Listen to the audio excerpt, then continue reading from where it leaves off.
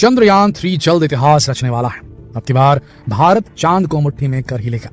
Chandrayaan 3 mission की सफलता से नया इतिहास रचेगा भारत। जी हाँ दोस्तों, इसी महीने की 14 तारीख को चंद्रयान 3 की चांद की यात्रा शुरू हो जाएगी और इस बार का चंद्रयान मिशन पूरी दुनिया को दिखा देगा कि भारत स्पेस टेक्नोलॉजी में भी सबसे आगे है।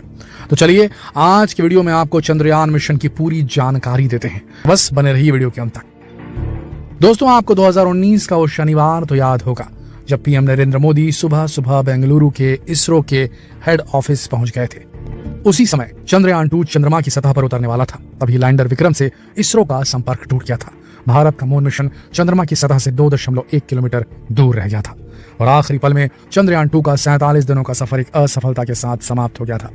इसरो एक बार फिर चांद को छूने के ख्वाब सजाने लग गया और अब उन सपनों के साकार होने का वक्त आ गया, क्योंकि 14 जुलाई 2023 को इसरो 2:35 में आंध्र प्रदेश के श्रीहरिकोटा स्थित सतीश धवन स्पेस सेंटर से स्पेसशिप चंद्रयान 3 लॉन्च करेगा। चंद्रयान 3 23 या 24 अगस्त को चंद्रमा की सतह पर सॉफ्ट लैंडिंग की कोशिश करेगा। चंद्रयान चांद पर जाने के लिए पूरी तरह से तैयार है। इसे कुछ दिन पहले ही लॉन्चिंग व्हीकल LVM-3 में फिट किया जा चुका है। चंद्रयान 3 का कुल बजट 651 करोड़ रुपए के आसपास है। अगर चंद्रयान 3 का लैंडर चांद पर उतरने में सफल होता है तो भारत ऐसा करने वाला चौथा देश बन जाएगा। इससे पहले अमेरिका, रूस और चीन चंद्रमा पर अपने स्पेसक्राफ्ट उतार चुके हैं। प्रत्येक भारतीय के साथ पूरी दुनिया की निगाहें इस मिशन पर टिकी हैं, क्योंकि इससे पहले भारत का चंद्रयान 2 अपनी सफलता से केवल कुछ समय पहले ही असफल हो गया था। इसीलिए इस बार इसरो के पास गलती की गुंजाइश नहीं है। इसरो ने चंद्रयान 2 के समय की गई गलतियों से सबक लेते हुए चंद्रयान 3 में सुधार की पूरी कोशिश की है। चंद्रयान 3 चंद्रमा पर पता करेगा कि वहां का तापमान कैसा है, सतह पर भूकंप कैसे आते हैं, कितने आते हैं, वहां प्लाज्मा एनवायरनमेंट कैसा है और वहां की मिट्टी में कौन से तत्व हैं। इसरो ने स्पेसशिप को चंद्रमा तक पहुंचाने के लिए 3 हिस्से यानी मॉड्यूल तैयार किए हैं। चंद्रयान 3 मिशन में मॉड्यूल के 3 हिस्से हैं: लैंडर मॉड्यूल, प्रोपल्शन मॉड्यूल और इंटीग्रेटेड मॉड्यूल। प्रोपल्शन मॉड्यूल ये स्पेसशिप को उड़ाने वाला हिस्सा होता है। ये एक बॉक्स के जैसा स्ट्रक्चर है जिसके एक तरफ ऊर्जा के लिए सोलर पैनल्स लगे हुए हैं। ये ऑर्बिटर की तरह ही चांद के चक्कर लगाएगा और लैंडर और इसरो के बीच कम्युनिकेशन के लिए रिले का काम करेगा। इसके ऊपर एक बड़ा सिलेंड्रिकल स्ट्रक्चर है जिसे इंटर मॉड्यूल अडेप्टर कोन कहा जाता है। यह लैंडर को माउंट करेगी। इसके बाद आते हैं लैंडर मॉड्यूल पर। यह स्पेसशिप को चांद पर लैंड करवाने वाला हिस्सा है। इसमें 4 पैर भी होते हैं और इसमें लैंडिंग थ्रस्टर होगा जो कि इसे ठीक से लैंड करने में मदद करेगा। लैंडर का वजन 7552 किलोग्राम है। रोवर ये भी एक इंपॉर्टेंट मॉड्यूल है। ये चंद्रमा पर घूमकर जानकारी कलेक्ट करने वाला हिस्सा है। इसका वजन 26 किलोग्राम रखा गया है। इसके साइड में सोलर पैनल लगे होंगे जो कि इसे काम करने के लिए एनर्जी प्रदान करेंगे। चंद्रयान 2 में इन तीनों के अलावा एक हिस्सा और था जिसे ऑर्बिटर कहा जाता है। उसे इस बार नहीं भेजा जा रहा है। चंद्रयान 2 का ऑर्बिटर पहले से ही चंद्रमा के चक्कर काट रहा है। अब इसरो इसका इस्तेमाल चंद्रयान 3 में करेगा। दोस्तों, चंद्रयान 3 की सफल लैंडिंग के लिए इस बार लैंडर में कई सारे सेंसर्स का इस्तेमाल किया गया है जो कि उसे सतह पर किसी भी रुकावट से टकराए बिना लैंड करने में मदद करेगा।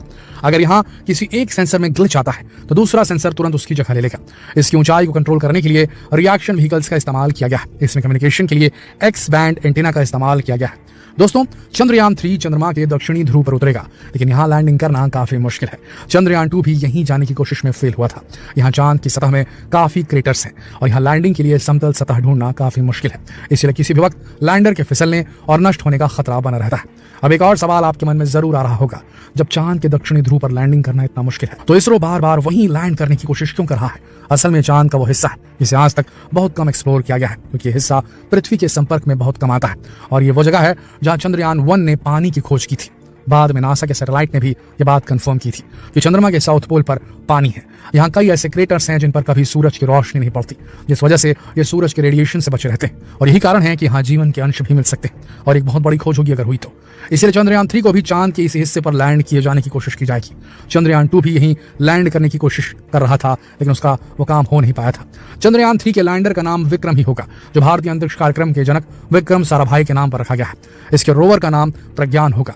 ये रोवर बिल्कुल चंद्रयान 2 की तरह ही चांद की सतह पर उतार दिया जाएगा। ये 6 पहियों वाला एक आयताकार रोवर होगा।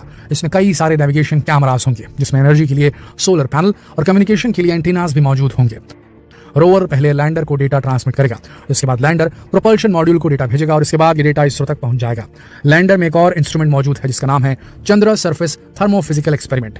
ये चांद की सतह की थर्मल प्रॉपर्टीज की जांच करेगा।